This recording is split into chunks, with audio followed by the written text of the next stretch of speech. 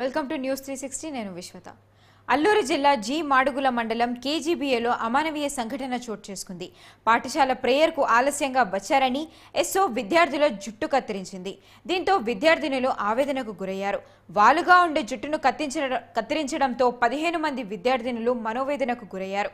ఆరోగ్యం బాగోలేదని చెప్పినప్పటికీ కూడా వినిపించుకోకుండా ఎస్ఓ 2 గంటల పాటు ఎండలోనే నిలబెట్టారని తెలిపారు. క్రమశిక్షణ పేరుతో ఇలా ప్రవర్తించడం ఏంటని విద్యార్థుల తల్లిదండ్రులు ఆగ్రహం వ్యక్తం చేస్తున్నారు.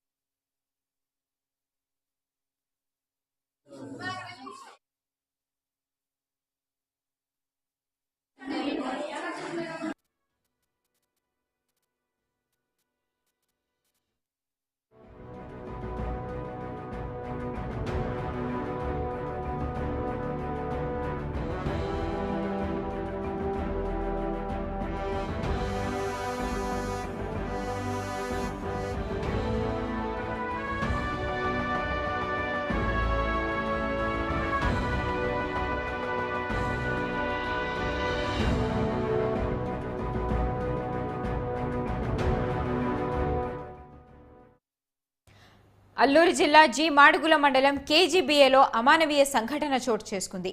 పాఠశాల ప్రేయర్కు ఆలస్యంగా వచ్చారని ఎస్ఓ విద్యార్థుల జుట్టు కత్తిరించింది. దీంతో విద్యార్థినులు ఆవేదనకు గురయ్యారు. వాలుగా ఉండే జుట్టును కత్తిరించడంతో 15 మంది విద్యార్థినులు మనోవేదనకు గురయ్యారు. ఆరోగ్యం బాగాలేదని చెప్పినప్పటికీ కూడా వినిపించుకోకుండా ఎస్ఓ 2 గంటల పాటు ఎండలో నిలబెట్టారని తెలిపారు.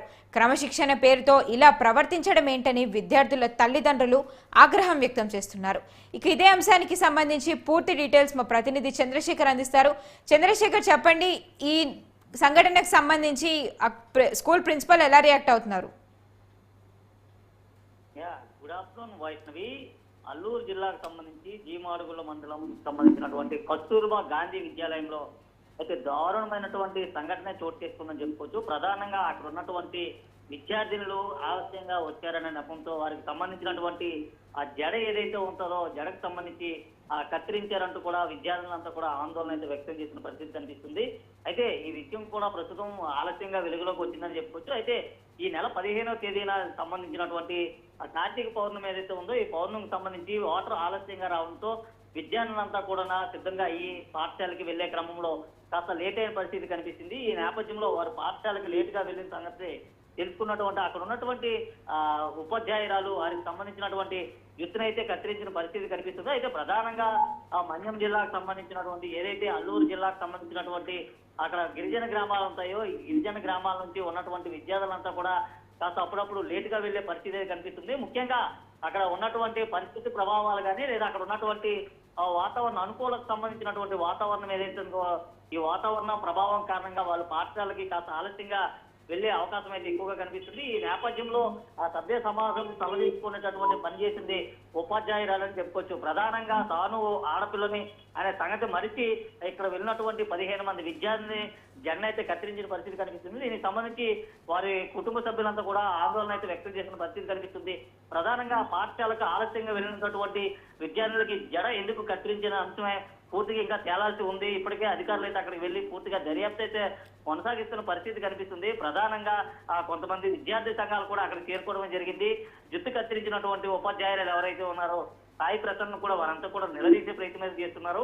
అయితే విద్యార్థులంతా కూడా రీల్స్ చేసే నేపథ్యంలో వారంతా కూడా జుట్టుని వాళ్ళ జెండా ఊపుతున్న నేపథ్యంలోనే కత్తిరించారంటూ కూడా తాను చెప్పుకొచ్చిన పరిస్థితి కనిపిస్తుంది. ఏది ఏమైనప్పటికీ ఇటు పాఠశాల ఇంటర్మీడియట్ సెకండ్ ఇయర్ చదువుతున్నటువంటి విద్యార్థులను జుట్టులు పట్టుకొని ఇష్టానుసారంగా కట్ చేయడం అనేది చాలా దారుణమైన పని. అలాగే దారుణమైన అమానవీయటువంటి సంఘటన అంటూ కూడా విద్యార్థి సంఘాలంతా కూడా దుమ్మెత్తిపోతున్న పరిస్థితి కనిపిస్తుంది.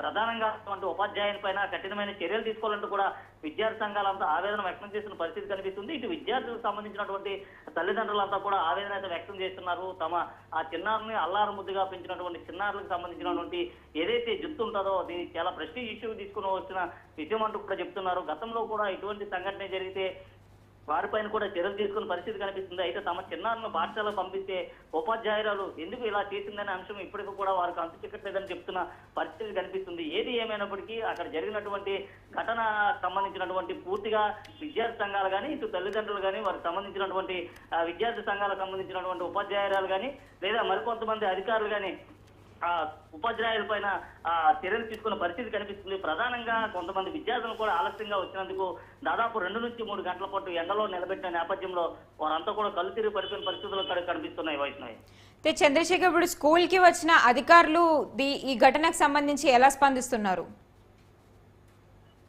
అధికారులు అయితే ఇప్పటికే ఆ ప్రాంతానికి చేరుకోవడం జరిగింది. అయితే అక్కడ ఉన్నటువంటి విశేషాలన్నీ కూడా ఉన్నాయి. అక్కడ ఉన్నటువంటి విద్యార్థులతో మాట్లాడి తెలుసుకున్న ప్రయత్నం అయితే చేస్తున్నారు. ఒక్కొక్క విద్యార్థిని కూడా ఆ తరగతి గదిలోని కూర్చోబెట్టి నేరుగా ఆమె ఎదుటే సమక్షంలోనే అడిగి తెలుసుకునే ప్రయత్నం అయితే చేస్తున్నారు. అసలు ఈ ఘటన జరగడానికి ప్రధాన అంశం ఏంటి, అసలు ప్రధాన కారణం ఏంటనే అంశాలను అయితే వారు కూలంకుషంగా పరిశీలిస్తున్న పరిస్థితి కనిపిస్తుంది.